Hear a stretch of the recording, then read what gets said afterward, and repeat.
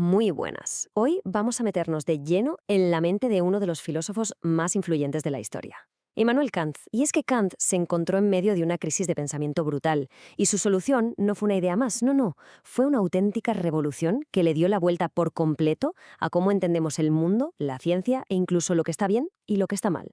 A ver, a Kant había algo que le quitaba el sueño. Por un lado, veía a la ciencia, a la física de Newton y a las matemáticas, que estaban, despegando. Descubrían leyes universales, predecían cosas, un éxito total. Y mientras tanto, ¿qué pasaba con la filosofía? Pues que parecía atascada en el barro, ¿no? Siempre con los mismos debates sobre Dios, el alma, el universo, sin llegar a ninguna conclusión clara. La pregunta era obvia. ¿Por qué este contraste tan enorme? Y aquí es donde llega Kant y ¡boom!, lo pone todo patas arriba. Su respuesta no fue un simple parche, fue un cambio de perspectiva total. ¿Recordáis a Copérnico? Dijo, oye, que no es el Sol el que gira alrededor de la Tierra, es al revés. Pues Kant hizo exactamente lo mismo con la filosofía. Propuso cambiar el centro de todo, dejar de mirar tanto al objeto que queremos conocer y empezar a mirar al sujeto que conoce. Esta idea, su revolución copernicana, es la llave maestra para entenderlo todo. Venga, vamos a empezar por su primer gran frente de batalla, la teoría del conocimiento. La pregunta es sencilla, pero tela de complicada. ¿Cómo es posible que podamos conocer las cosas con certeza? Aquí es donde Kant saca su primer as de la manga. A ver, esta es la idea central, el meollo de la cuestión. Hasta Kant, la gente pensaba que nuestra mente era como un espejo, ¿vale? Un receptor pasivo que simplemente reflejaba la realidad tal cual era. Pues Kant dice, nanay de la China, es al revés. No es el mundo el que nos impone sus reglas a nosotros. Somos nosotros, con nuestra mente, los que le ponemos las reglas al mundo para poder entenderlo. Fijaos en el contraste, es que es el día y la noche. La visión de antes nos dejaba como meros espectadores, pero Kant nos convierte en protagonistas, en agentes activos. Nuestra mente no es una hoja en blanco esperando a que escriban en ella, para nada. Viene, por así decirlo, con un software preinstalado, con unas herramientas que le dan forma a todo lo que percibimos. De repente nos convertimos en los arquitectos de nuestro propio conocimiento. Y bueno, ¿cómo funciona esta fábrica de conocimiento? Kant dice que va por fases. Primero está la sensibilidad, que es como el muelle de carga. Recibe toda la materia prima, los datos brutos de los sentidos, colores, sonidos, olores, lo que él llama intuiciones. Pero eso, así tal cual, es un caos. Y aquí entra en juego el entendimiento, que sería la cadena de montaje. Coge todo ese caos y lo ordena usando sus herramientas, sus conceptos, como la idea de causa-efecto. El producto final de esta colaboración, tachán, es el fenómeno, el mundo ordenado y con sentido que experimentamos. Y aquí llegamos a una distinción que es clave para entender a Kant. El fenómeno es el mundo para nosotros, el mundo que ya ha pasado por el filtro de nuestra mente. Es lo único a lo que tenemos acceso. Pero claro, Kant se pregunta, vale, ¿y cómo es el mundo en sí mismo antes de que lo filtremos? A eso lo llama noumeno, o la cosa en sí. Y su conclusión es demoledora. No podemos saberlo. Es como intentar vernos los ojos sin un espejo. Podemos pensar en el noumeno, pero jamás experimentarlo directamente. Y con esto, de repente, todo encaja. ¿Os acordáis de la pregunta del principio? ¿Por qué la ciencia funciona tan bien? Pues por esto. Porque la ciencia no intenta la locura de describir la realidad en sí misma, el noúmeno. Lo que hace, muy inteligentemente, es describir y predecir el mundo de los fenómenos, el mundo que ya está estructurado con las reglas de nuestra razón. Claro que funciona, está jugando en casa, con nuestras propias reglas. Esta cita de Kant es que lo clava. Es un resumen perfecto de la idea. La universalidad de la ciencia, esas leyes que parecen estar ahí fuera, en el fondo no vienen de fuera, vienen de dentro, de nosotros. Son un reflejo de las estructuras de nuestra propia mente. Y aquí llega, por fin, la respuesta a la pregunta inicial. ¿Por qué la metafísica tradicional fracasaba? Pues porque intentaba hacer trampas.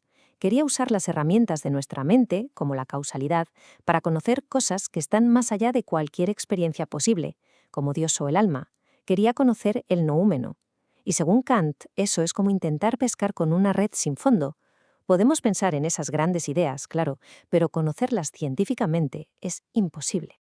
Muy bien, o sea, Kant le ha puesto límites a lo que podemos conocer. Le ha dicho a la razón, hasta aquí hemos llegado. Pero ojo, al hacer esto, al limitar el conocimiento, abre una puerta gigantesca para la libertad y la moral. Así que ahora vamos a ver cómo aplica esta misma lógica revolucionaria, pero en el campo de la ética. ¿Claro? La pregunta es inmediata. Si nuestra razón no puede conocer con certeza si Dios existe o no, o cómo es el universo en sí, ¿en qué basamos la moral? Si no podemos apoyarnos en mandamientos divinos o en la naturaleza de las cosas porque son incognoscibles, ¿de dónde sacamos una brújula moral? Pues sí, una vez más, Kant tiene una respuesta que lo cambia todo.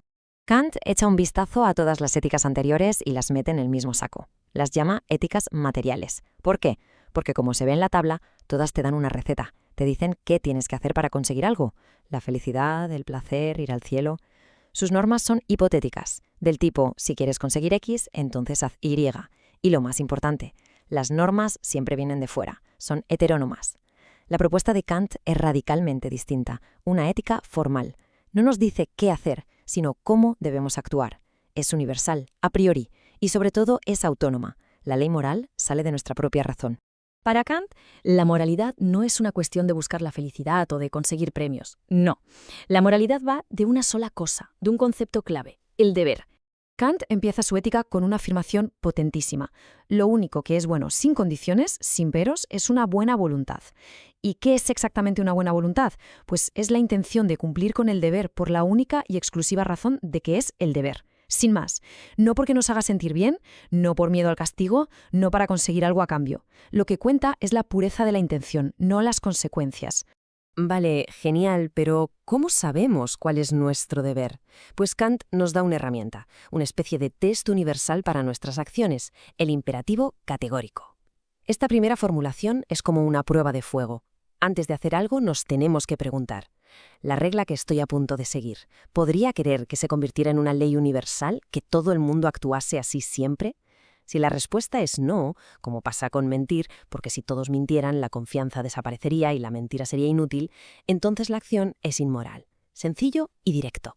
Y aquí tenemos la segunda formulación, que es, si cabe, todavía más impactante. Lo que nos dice es que todo ser racional tiene un valor absoluto, una dignidad.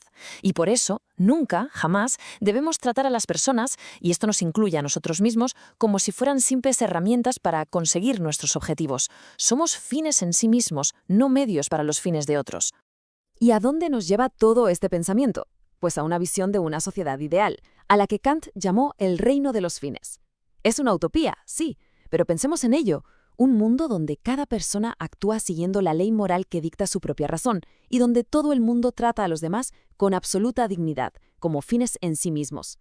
Kant sabía que esto era un ideal, pero es como la estrella polar que debe guiar cada una de nuestras acciones. Y así cerramos el círculo. Kant nos deja con una idea que da verdadero vértigo. Resulta que no somos simples espectadores en el universo. Somos legisladores. Somos los que ponemos las leyes de la ciencia que conocemos y los que ponemos la ley moral que nos guía. Esto nos da una dignidad inmensa, claro, pero también nos coloca sobre los hombros una responsabilidad radical. Así que la pregunta final que nos lanza Kant resuena con una fuerza increíble. Si todo depende de nuestra razón, ¿qué vamos a hacer con ella?